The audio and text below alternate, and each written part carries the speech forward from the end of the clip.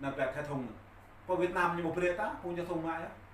thùng mãi đấy con này như một hạt trạng tuần thề nên tiền hiện đại với chính chủ mà một chính chủ nên như mãi á nó có một plei hay nên bộ plei tạp nhất bây giờ là nhiều tuần hàng trạng rồi này em bên này nhiều ngặt là những đó mà hàng trạng ta lặng lẹ ta lẹ để nó mẹ để nộp na mình cái Việt Nam rồi những nhà lưu quay pipet đây là pipet cái nặng bột sàm có cái này ta năng là ta bột chỉ nhiều hoặc là đến ngày nhiều hoặc là khắp nạp loài bình nhà khoa nhà rong cô nó nhé tôn trọng của cúc và nạp loài xem mà có Việt Nam ta bình nạp loài chẳng cái khoa nào bọn nó đỏ cái ta bộ khoa nó lại Việt Nam xem mà cái này như nào bình khoa ta nào bình này ta cái ta nào như này cổ ta đó rồi khác Việt Nam ta máu coi như nào thế này nó chẳng có bộ nhiêu ta có nên tôi có nuôi thầm lại như kỳ nên duyên lại giữa Đức Chúa Trời và giữa với phùng Pharisee này phùng Pharisee như tôi ta nó lạ đôi là như cho cha em phải làm thầu như bồ nhổ lại làm cái làm cu nhổ có khoai yang số một hắn khoai yang số cho nên đấy như bây giờ làm bằng họa có bình ta đấy có tục bằng họa như có bình thường phùng thại này là đại mình phùng thại này pha mua sẽ xì cái chỗ tịch bằng giày này như là tôi nhớ ra đơn là cha thì cái ta lại cái của mạng rụp nhiều có điện bể dòng tay bộ còn lại hẹp em bố mất nó chủ tịch bằng giày này non thabori này nó có bộ là nhiều hoa đồng hoa nhập giữa hoa đồng hoa nhập tòa nhiều khác nhau hay là giống nhau tôi lại phân tích từ dòng tay bộ hoa đồng hoa nhập thì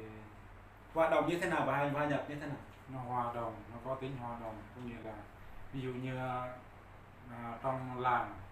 mang nạp đột là nó rất nhà mò nhiều ngàn rồi nhiều lao lô ngàn hoàn mậm này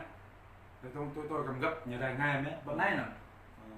như đây một đoạn này cái du này nhiều đây tôi biết nhưng mà là tôi một gọi mò lẹ một cái họ nhưng mà thấy là ví dụ như ở Việt Nam mình nhé alo anh ơi anh giải quyết giùm ở đây có người trồng chó hoặc là làm cái gì đó nó còn lâu nó cứ nói từ từ là tôi xuống nhưng mà mình chờ biết không thấy xuống đâu đó như theo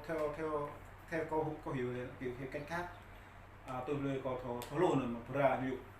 có Thái Lan á nhiều phùng mạ phạ con na nên đến nhiều quan tâm phùng con xa ta nhiều playlist nhiều piano số điện thoại số nóng nữa đường dây nóng như này rằng có bất cứ gọi nào nhiều sẵn sàng nhiều piano có mặt bất cứ lúc nào còn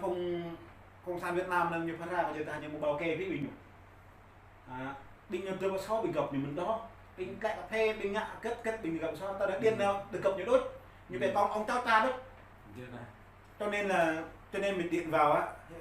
dạ vâng sau lưng mình chả thấy cái gì hết nó chờ nhưng mà không thấy đâu đó cái vấn đề là cái chỗ là con ông cháu cha khi nào cướp nó đi xa rồi nó mới xuống đấy gọi là cái gì nhỉ cái này là cái tục ngữ Việt Nam như này là bao che gặp nhiều đốt vừa cướp của mà vừa la làm rồi quay duyên như lại nè mày ra quay duyên ra đây đó hả người ta này quay duyên như phổ biến này quay duyên như lúa đúng không lại thì ra đúng không nên duyên này là cướp của la làm ném đá cho tay này đi như so nhá bình thường làm như so nó đã có là nhiều cái bình chính phủ Việt Nam này tiền tham nhũng tham ô rất là nhiều cái vấn đề nên ta nào sang đề tài thấy là này đề tài này ta nào nên là ta nhập là sức khỏe trong đề tài đốt đẹp là ta đốt nên ta sang về vấn đề là ta so sánh hai chính phủ và hai công nhân nói qua một tí về cái hai chế độ khác nhau như về tin tức tổng hợp xin nên nạp quân sang đẹp là của Thái Lan hơn với là nạp quân sang Việt Nam phải ra bây giờ bất cứ không mạc đoạn nó anh ta bộ bất cứ là lượng nhà nên một mình xe thô nhưng thứ tự nó xe thô như đi và tân kết nhạc đoạn nên xếp hàng đấy Việt Nam nó mình cho đi mình ngựa đi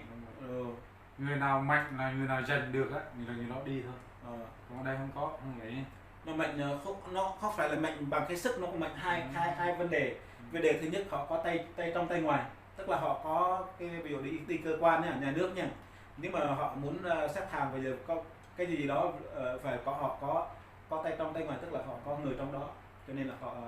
có quyền có thế dù có người đứng đằng sau, dù họ có ở đi sau cũng được, vẫn giải quyết họ trước. Cái chỗ đó là nói chung là công lý công bằng, không có công lý công bằng ở đâu hết. Cho nên là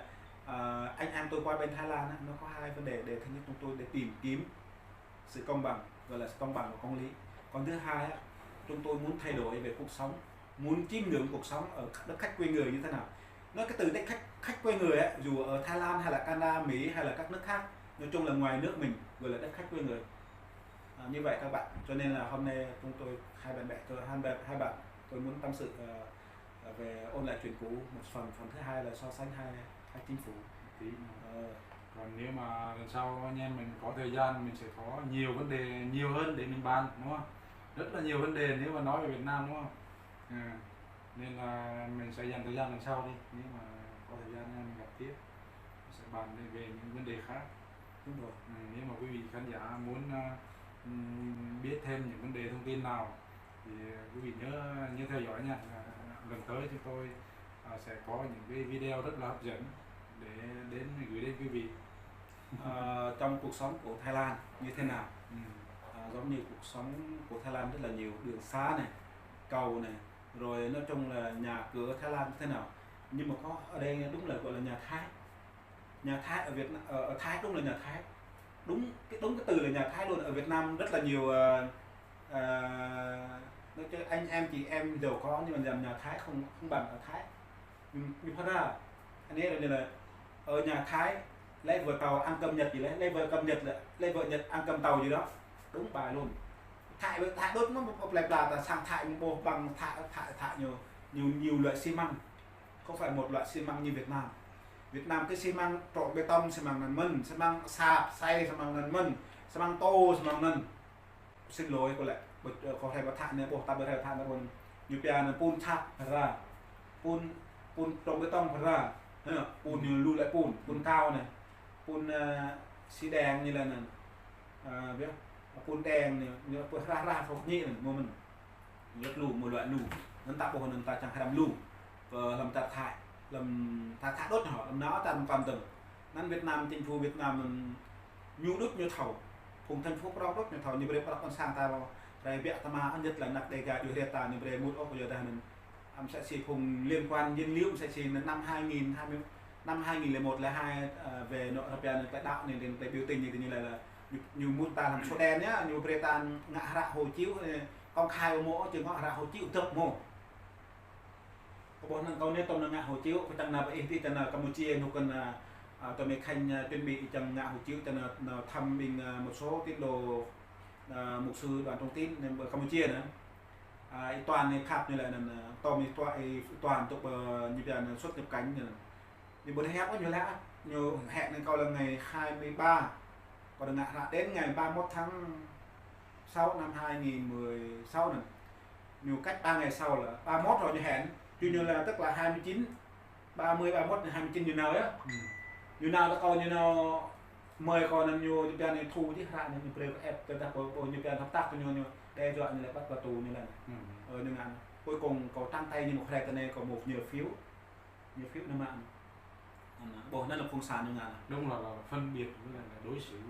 nên là không công bằng không lại nên ta bộ nên nạp đề gà tần dính liễu nên là không bao giờ mà đặc biệt là muốn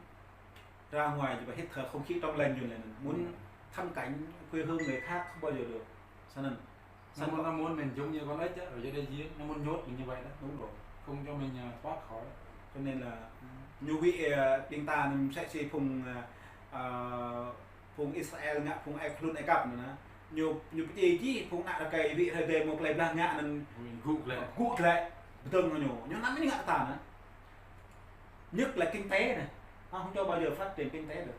vay vốn á bây giờ vay vốn từ 5 triệu đến 10 triệu đến 20 triệu là cùng không cho mình vay từ 50 triệu đến 200-300 triệu đâu vì tại sao vì sợ mình giàu có nếu mà giàu có cái lời an tiếng nói mình nó có 1.000 người nghe hoặc là 10.000 người nghe trong kinh thánh đó là người nghèo sự khôn ngoan của họ không ai nghe nhưng mà người giàu xin lỗi người giàu chỉ gọi điện thôi alo mai có rảnh không hay là đưa máy cày qua cày nhà tôi đắp tôi kế hay là chờ tôi cái là rẹt dạ anh liền người nghèo đi tận nhà kêu không bao giờ ra nó thật nên nó sang vấn đề khác hỏi vấn đề Hen này bây giờ Hen là một người hoa hậu rất là nổi tiếng ở Việt Nam cũng là người Tây Nguyên dân tộc thiểu số chúng ta. Nếu mà 10 người như Hen kêu gọi tất cả trên thế giới này giúp đỡ một Tây Nguyên, ví dụ là xóa đói giảm nghèo, các gì làm đường xá hay là công viên hay là